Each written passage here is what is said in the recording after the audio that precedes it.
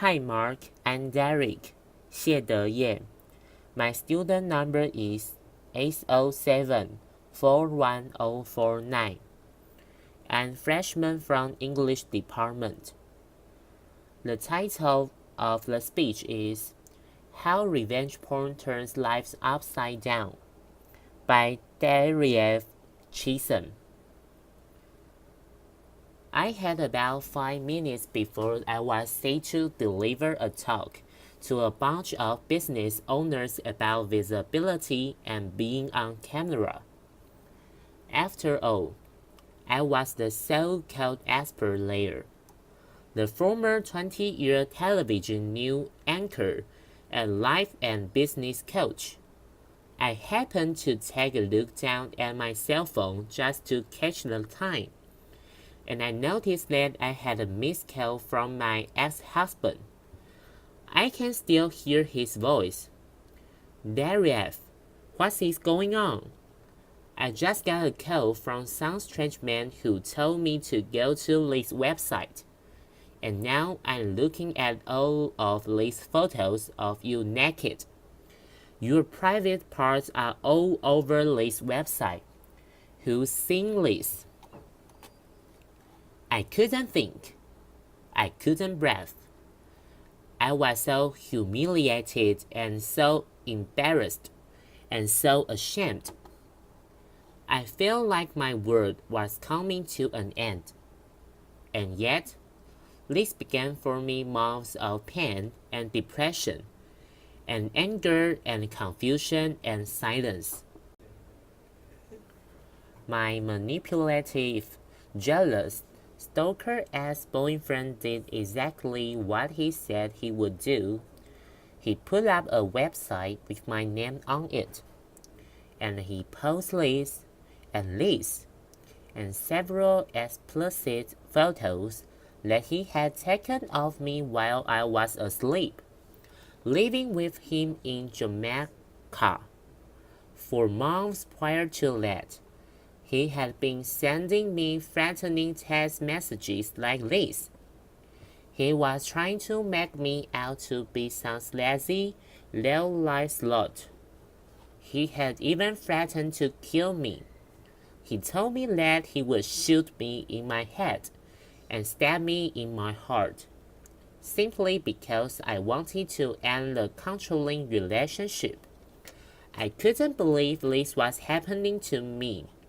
I didn't even know what to call it. You might know it as cyber harassment or cyberbullying. The media calls it revenge porn. I now call it digital domestic violence. It typically stems from a relationship gone bad, where a controlling, jilted ex-lover can't handle rejection. So when they can physically put their hands on you, they use different weapons, cell phones and laptops, the ammunition, photos, videos, explicit information, content all posted online, without your consent. I mean, let's face it, we all live our lives online, and the internet is a really small world. We show off our baby photo. We start and grow our business. We make new relationships. We let the world in, one Facebook like at a time. And you know what I found? An even smaller world.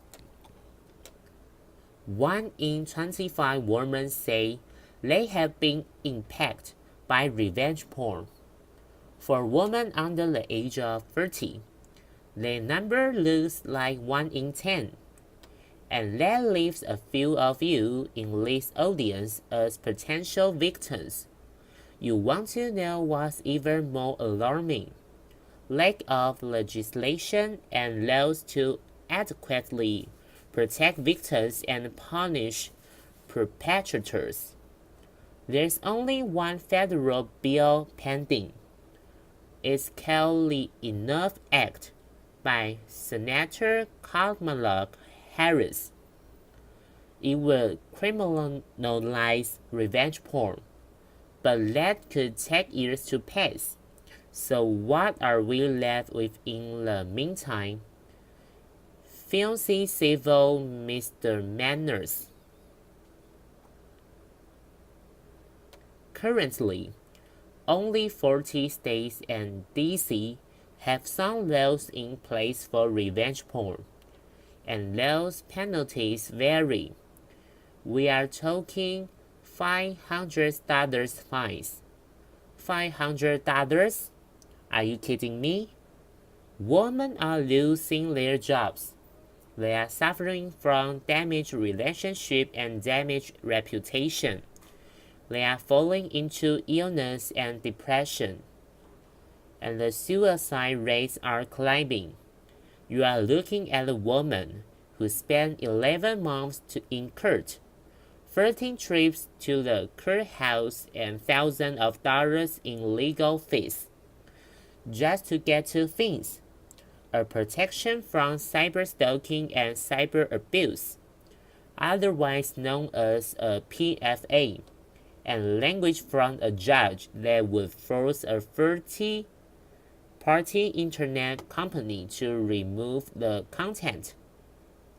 It's expensive, complicated, and confusing.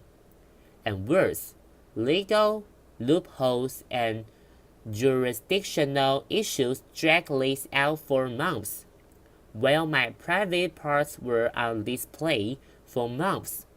How would you feel if your naked body was exposed for the world to see, and you waited helplessly for the content to be removed?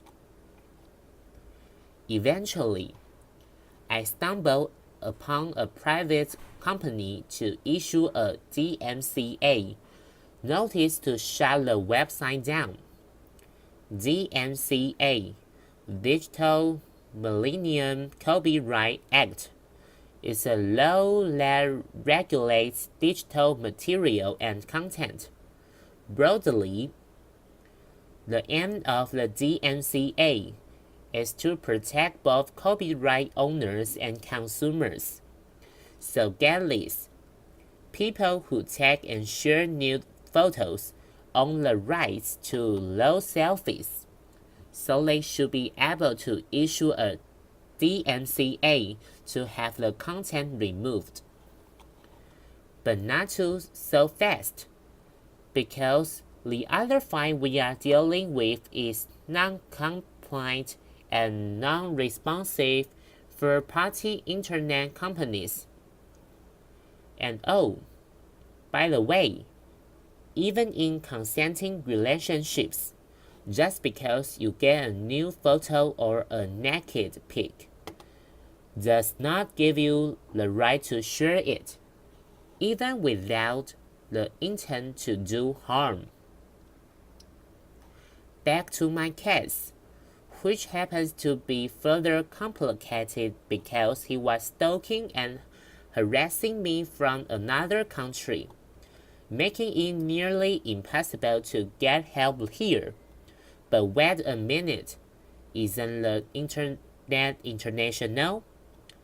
Shouldn't we have some sort of policy in place that broadly protects us, regardless to borders or restrictions?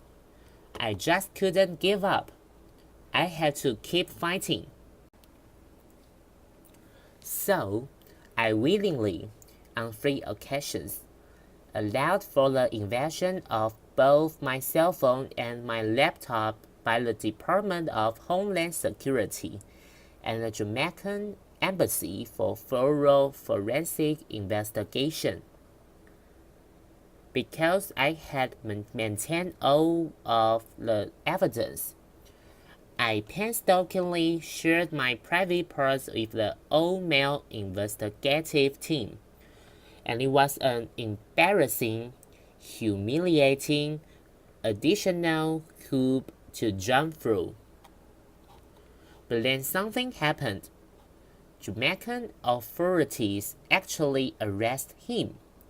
He's now facing charges, under their Malicious Communications Act, and if found guilty, could face thousands of dollars in fines and up to 10 years in prison. And I've also learned that my case is making history. It is the first international case under this new crime. Wow, finally some justice. But this got me to thinking, nobody deserves this. Nobody deserves this level of humiliation and having to jump through all of these hoops. Our cyber civil rights are at stake. Here in the United States, we need to have clear, thorough enforcement. We need to demand the accountability and responsiveness from online companies. We need to promote social responsibilities for posting, sharing, and texting. And we need to restore dignity to victims. And what about victims who neither have the time, money, or resources to wage war? Who are left disempowered, mislabeled, and broken? Two things: release the shame and end the silence.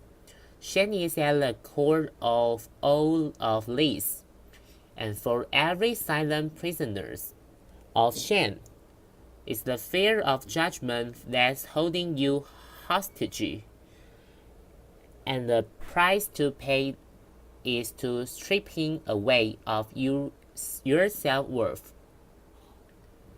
The day I end my silence, I free myself from shame, and I free myself from the fear of judgment from the one person who I thought would judge me the most, my son, who actually told me, "Mom, you're the strongest person that I know.